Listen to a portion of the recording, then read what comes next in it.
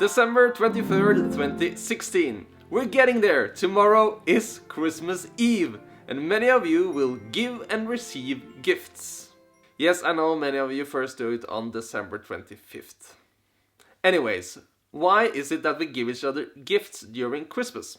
One reason might be the three wise men and the gifts they brought to Jesus. An interesting side note is that it's only Matthew's gospel which mentions the wise men, and he doesn't mention three wise men either.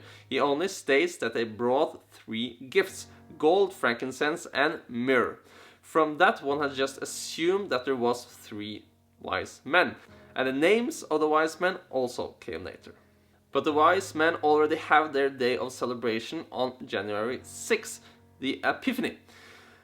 And there wasn't any tradition among the early Christians to celebrate birthdays or give each other gifts. So perhaps a more likely reason for the gift-giving tradition during Christmas is the Roman festival called Saturnalia. Here, gift-giving was a big part of the celebrations, and especially on December 19th. When one made and gave each other gifts, they were often figurines made out of wax or pottery and called sigillaria.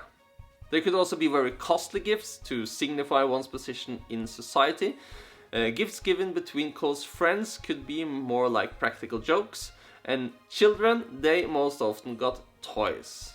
Me personally, I would say this sounds quite similar to how it is today. But Saint Nicholas is of course also an influence to why we give each other gifts.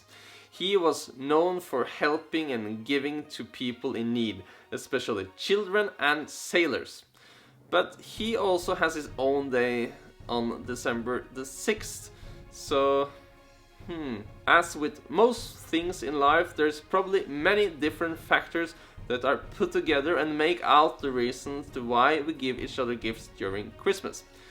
But Saturnalia, Saint Nicholas and the wise men are probably some of the biggest reasons.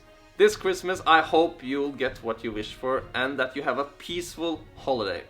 It's only one day left until Christmas Eve. I only mentioned 3 likely reasons to why we give each other gifts during Christmas. Do you know any other reasons that I didn't talk about? Please tell us about them in the comments below. I would really like to learn. And I hope I see you tomorrow for the last Advent calendar video.